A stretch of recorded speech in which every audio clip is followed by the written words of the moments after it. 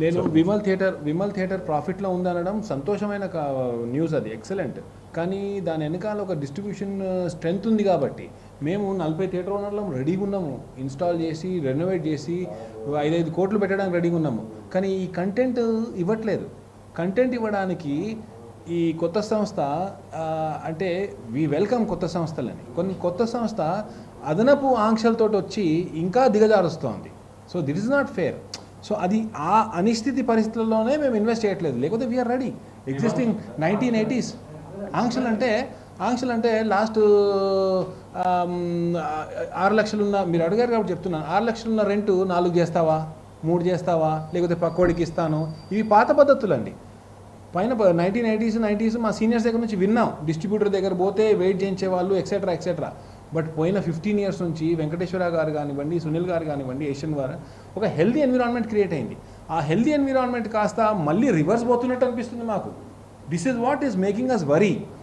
And ఈ అనిశ్చితి పరిస్థితి అంటే ఒక ఇండెసిసివ్ ఎన్విరాన్మెంట్ మాకు వద్దు, ఒక డెసిసివ్ ఎన్విరాన్మెంట్ కావాలి. ఒక పక్కగా ముందుకెళ్దాం అనేది పర్సంటేజ్ సిస్టమ్ దేశవ్యాప్తంగా మిగతా రాష్ట్రాల్లో కూడా ఉంది, మన రాష్ట్రంలో మల్టీప్లెక్స్లకు ఉంది. మాకెందుకు నేను మొన్న మీటింగ్లో ఎక్స్ప్రెస్ అయింది కదా, మాకెందుకు ఇవ్వట్లేదు అంటే కొంచెం ప్రొడ్యూసర్లకి రీక్యాల్కులేట్ చేయాల్సిన అవసరం ఉంది. రీక్యాల్కులేట్ ఇంకెన్నాళ్ళు చేస్తారండి? పోయిన 2-3 years నుంచి అడుగుతున్నాం. అయితే ఈ టాపిక్ ఎక్కడ కన్వర్ట్ అవుతుంది? పెద్ది మీదికి అంటున్నారు, హరిహర వీరమల్లు అన్నారు, దానికన్నా ముందు అన్ని పెద్ద పేర్లు చెప్పి మా నోర్లు నొక్కేస్తున్నారు అని మాకు అనిపిస్తుంది క్లియర్గా. We're ready to wait, but we also know, మాకు ఆల్సో తెలుసు ఇది సొల్యూషన్ ఇవ్వరు వాళ్ళు. అంటే వాళ్ళు వీళ్ళని కాదు, అందరం సేమ్ టీమే, బట్ మా బాధ చెప్తున్నాం. ఇది పోస్ట్పోన్ అవుతానే ఉంది. సో ఒక స్టేజ్కి వచ్చిన తర్వాత ఇంకా అది అంతే కదండి. ఒక స్టేజ్ వచ్చిన తర్వాత తెగింపు వస్తుంది. ఆ తెగింపు స్టేజ్ వచ్చింది. ఎందుకంటే మాకు కోవిడ్ నేర్పించింది, we're ready to close right now. 6 months also we're ready to close. So ఎవరిని ఉద్ధరించడానికి క్లోజు? మా బాధ చెప్పుకోలేక రెవెన్యూస్, మాకు రావాల్సిన రెవెన్యూస్ ఇంకెట్ట పోతున్నాయి.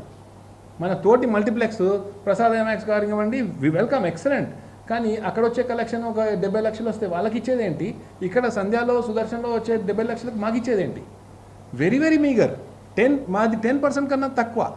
So they want to continue that. మీకు చాలామందికి ఆడియన్స్కి కానివ్వండి, it's not a matter of interest, ఇది ఇంటర్నల్లీ బిజినెస్ స్టాటిస్టిక్స్ కాబట్టి. కానీ మీరు విలేకరులు, మీరు యాక్చువల్లీ దీనిలో బట్టి దిగాలి. యాక్చువల్లీ లెస్ దెన్ 10% సార్ మాకు వచ్చేది. 8%, 4%, అది కూడా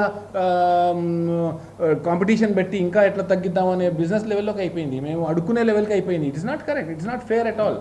ఇది మనం ప్రొడ్యూసర్స్ కానీ మిగతా ప్రొడ్యూసర్స్ కానీ ఆలోచించాలా. అంటే నేను లార్జర్ ఇంట్రెస్ట్గా మాట్లాడుతున్నాను. సో మొన్న మీటింగ్ది కొంచెం మీరు మాట్లాడుతా అంటే చెప్పండి.